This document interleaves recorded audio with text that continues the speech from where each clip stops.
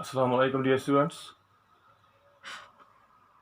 In the present class, we will be discussing about M.N. Srinivas, a great Indian sociologist, M.N. Srinivas. तो इसमें हम M.N. Srinivas का contribution देखेंगे जो हमारे सिलेबस में है, क्योंकि M.N. Srinivas ने सोशोलॉजी के हवाले से बहुत काम किया है इंडिया में, लेकिन इसकी जिनका जो सोशोलॉजी में काम है उनमें से जो संस्कृताइजेशन है वही हमारे 11th के सोशोलॉजी के सिलेबस में है। तो उसी को लेकर के हम डिस्कशन करेंगे, संस्कृताइजेशन क्या है, इससे क्या मुराद है और इसके जो है खदोखाल फीचर्स क्या होते हैं, कैरेक्टरिस्टिक्स क्या होते हैं, खसूसियात, और इसके अलावा ये सोर्सेज क्या हैं, इसकी संस्कृताइजेशन जो है प्रोसेस है किस तरह से अमल में आ जाती है।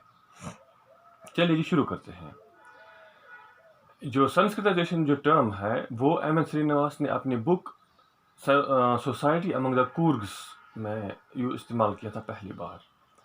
इन्होंने असल में मैसूर एक जगह हिंदुस्तान में एक शहर है, वहाँ पे रहने वाले एक ग्रुप ऑफ पीपल है जिनको कूर्ग्स कहते हैं।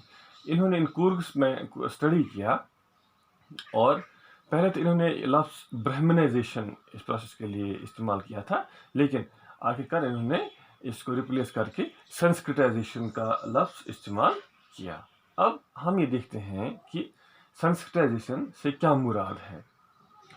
Sanskritisation M.N. श्रीनिवास ने कहा था कि ये वो अमल है, ये वो प्रोसेस है जिसके ज़रिए से जो निचली जात के लोग या आदिवासी या ट्राइबल लोग या कुछ और चंद ग्रुप्स जो हैं वो अपने रिवाजात, अपनी सोच और अपने तौर तरीका ज़िंदगी गुजारने के जो हैं उनका वो नकल करते हैं उन चीज़ों में, अपनी ऊंची जात वालों की नकल करते हैं इस डायरेक्शन में।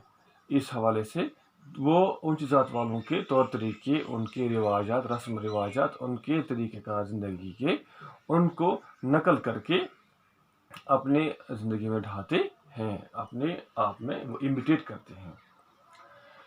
तो इसी को हम इंग्लिश में अगर बताएं, M.N. श्रीनिवास ने जो डेफिनेशन दी थी संस्कृताइजेशन की, उन्होंने बोला था Sanskritisation is the process by which a lower caste or tribal group or other group change its customs, ideology and a way of life in the direction of a higher or twice born caste. अब ये twice born caste क्या है? Higher cast हम बोलते हैं ऊंची जात, twice born जो हमने कास्ट सिस्टम पढ़ा था उसमें हमने आपको बताया था कि जो चतुर्वर्णा का कॉन्सेप्ट है ऋग्वेद के हवाले से हमने डिस्कस किया था, उसमें 4 वर्ण होते हैं। एक ब्राह्मण होते हैं ऊपर वाले, उससे नीचे जो है क्षत्रियाज, उसके बाद वैश्याज और चौथा जो है वो है शूद्राज।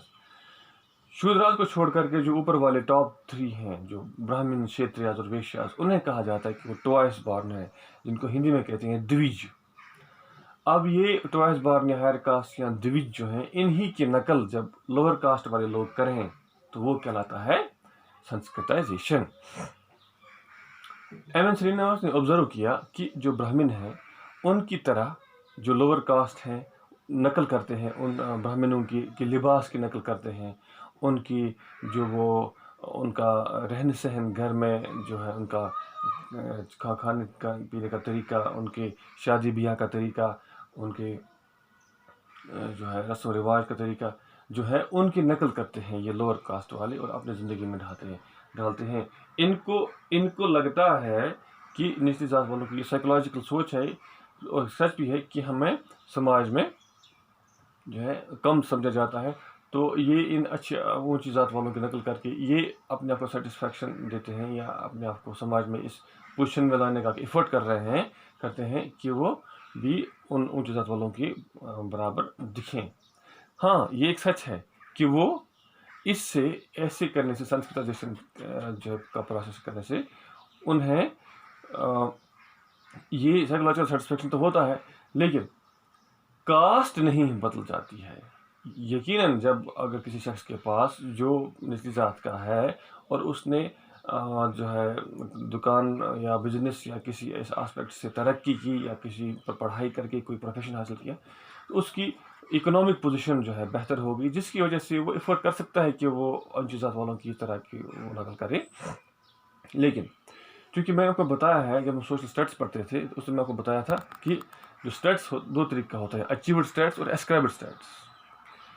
अब जो कास्ट है, इसका स्टेटस होता है एस्क्राइब्ड स्टेटस। ये सब चीज़ें एक इंसान पैसे खर्च करके अपना क्लास चेंज करके जो है चेंज नहीं कर पाता है।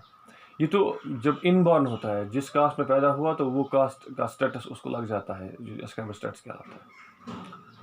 ठीक है, इसके बाद हम ये देखते हैं कि कैरेक्टरिस्टिक्स ऑफ संस्कृताइजेशन क्या है, संस्कृताइजेशन की खसूसियात क्या है। पहला जो फीचर इसका ये है वो है it's a universal process. India में संस्कृताइजेशन जो है हर जगह पे देखा गया है कि हर एक जो नीचे जात वाले उच्च जात वाले उनकी नकल करते हैं। This kind of a thing is found everywhere. Positional change but not structural change. अब जैसे मैंने अभी बताया कि संस्कृताइजेशन से समाज में उस ग्रुप की या उस शख्स की जो पोजीशन चेंज हो जाती है, अगर उसकी इकोनॉमी बेहतर की है तो वो उनको नकल करके पोजीशन चेंज कर सकता है, लेकिन स्ट्रक्चरल चेंज वो नहीं कर सकता। क्यों? क्योंकि उसकी ज़ात जो है वो ज़ात ही रहती है। एलिमेंट ऑफ इमिटेशन, इसमें एलिमेंट ऑफ इमिटेशन होता है क्योंकि नकल करता है ये नीचे जात वाला शख्स, नीचे जात वाले लोग बड़े ऊँचे जात वालों की, तो ये इमिटेट करते हैं, नकल करते हैं। Change in status of Brahmans, कहा जाता है कि इन वेस्टर्न संस्कृताइजेशन की वजह से ब्राह्मण्स की दर्जे में भी तब्दीली आई है। क्यों? वो ऐसे कि जो ब्राह्मण पहले हुआ करते थे, बहुत पहले, जब एक समाज में लोअर कास्ट लोग, उनकी इकोनॉमिक और इनकी सोशल और पॉलिटिकल पोजीशन बहुत बदहाल थी, उन्होंने डेवलपमेंट उनमें बिल्कुल भी नहीं था। और आज के जो संस्कृताइजेशन होती है, वो जो नीचे जात वाले अच्छी खासी पोजीशन बना करके उनसे नकल करते हैं। इस तरीके से ब्राह्मण लोगों ने भी जो है ऊंची एजुकेशन, ज़्यादा बेहतर एजुकेशन, मॉडर्न एजुकेशन की, फॉरेन में जाकर के जो एजुकेशन हासिल की है, तो उन्होंने उनमें भी वो कट्टरपंथीपन नहीं रहा है। वो भी अब बहुत सारी चीज़ों, टैबूज़ को, फूड टैबूज़ को, जैसे कि उनमें सख्त टैबू हुआ करता था कि वो किसी से वो पका फूड या कच्चा फूड नहीं ले पाएंगे, पका फूड किन से लेंगे। इसके अलावा उनमें फूड टैबूज़ के अलावा सोशल टैबूज़ वगैरह होते थे, जो वो रेस्ट्रिक्शन होता था उनको कि वो इंटरेक्शन कम करें। तो इस तरीके से इवन अल्कोहल वगैरह उनमें भी बिल्कुल उनको पाबंदी थी रिलीजियस के एतबार से। लेकिन जब वेस्टर्न एजुकेशन से इनको वेस्टर्न एजुकेशन की वजह से इन पे भी इम्पैक्ट पड़ा, जिसको बाद में एम.एन. श्रीनिवास ने टर्म वेस्टर्नाइजेशन के जो दे करके इसको समझाया। तो इस तरीके से इस प्रोसेस का ब्राह्मण्स पर भी असर पड़ा। ये नहीं है कि बल्कि चेंज सिर्फ लोअर कास्ट में ही हुई। अपवर्ड मोबिलिटी, अब संस्कृताइजेशन से क्या होता है कि जो है mobility, social mobility in the direction of upward, ऊंची जो डायरेक्शन में मूवमेंट, इसकी सोशल मोबिलिटी हो जाती है। वो इस हवाले से, क्योंकि ये एक टेंडेंसी है नीचे जात वालों की ऊंची जात के जो है फीचर्स को अडॉप्ट करने की, तो जाहिर सी बात है ये इसको कहेंगे हम upward mobility. Change in social status but not in caste, ये मैंने पहले भी बताया आपको कि इस तरह से इस संस्कृताइजेशन से सोशल स्टेटस बदल सकता है, लेकिन कास्ट पे इसका असर नहीं पड़ता, क्योंकि कास्ट तो इनबॉर्न है, उसको एस्क्राइब्ड स्टेटस कहते हैं। वो तो जैसे जिस जात में पैदा हुआ वही रहती है। सोर्सेज ऑफ संस्कृताइजेशन, अब बताओ जी संस्कृताइजेशन किस तरीके से हो जाती है, उसके पीछे कौन कौन से वजूहात हैं। सोशियोलॉजिस्ट ने गिनाए हैं इसके रीजंस कि एक है कम्युनिकेशन एंड ट्रांसपोर्ट, जो मॉडर्न कम्युनिकेशन है, ये ट्रांसपोर्ट है। इस तरीके से इस जो किसी खिते में, किसी गांव में रहने वाले लोग जो थे, उनका जो ट्रांसपोर्ट कम्युनिकेशन की वजह से लोगों का इंटरेक्शन हुआ, दूर दूर से लोग एक दूसरे से मिलने जुलने लगे। तो इस तरह से जो एक बहुत ही हार्ड एंड फास्ट सिस्टम था, अनब्रेकेबल सिस्टम था, उसमें लीनियंसी पैदा हुई। अर्बनाइजेशन, अब जो शहरीकरण, जितने ज़्यादा शहर बन गए, इतने ज़्यादा वो पुराना स्ट्रक्चरल हार्ड फास्ट टूल वाला ढीला हो गया। इस तरह से सोशल रिलीजियस मूवमेंट्स में से भी लिबरल सिस्टम बन गया। और वेस्टर्न एजुकेशन, मॉडर्न एजुकेशन तो बिल्कुल ही ज़्यादा चेंज पड़ गई। क्यों? इसकी वजह से दो चीज़ें हो गई। एक तो इसमें से कि लोगों ने, जो नीचे जात वाले लोगों ने, उनको भी प्रोफेशनल जो है एम्प्लॉयमेंट, बड़ी जो है VIP एम्प्लॉयमेंट हासिल हुई, और इन्होंने इसके अलावा इनको भी इनकी सोच निखर गई, इन्होंने भी दुनिया देखी। इस हवाले से इससे बहुत बड़ा इम्पैक्ट पड़ा, सोच में पड़ा, इकोनॉमिक सिस्टम में पड़ा। तो इससे आगे के डिफरेंट ऑक्यूपेशंस इसकी वजह से हासिल हुई, न्यू इकोनॉमिक सिस्टम्स में, कि अब मार्केट बेस्ड, अब जो बेहतर बिजनेस कर सकता है चाहे किसी भी ज़ात का हो, अब मनी बेस्ड सोसाइटी बन गई। तो ये इन सब चीज़ों का, पुरानी चीज़ों का ज़्यादा वो हार्ड एंड फास्ट चीज सिस्टम जो वो ढीला हो गया। New legal system, legal system भी बन गया, कानून में भी इसकी जो है लोअर कास्ट वालों की, जैसे कि आर्टिकल 17 है अनटचेबिलिटी के खिलाफ, इस तरह से बहुत सारे कवानीन बन गए।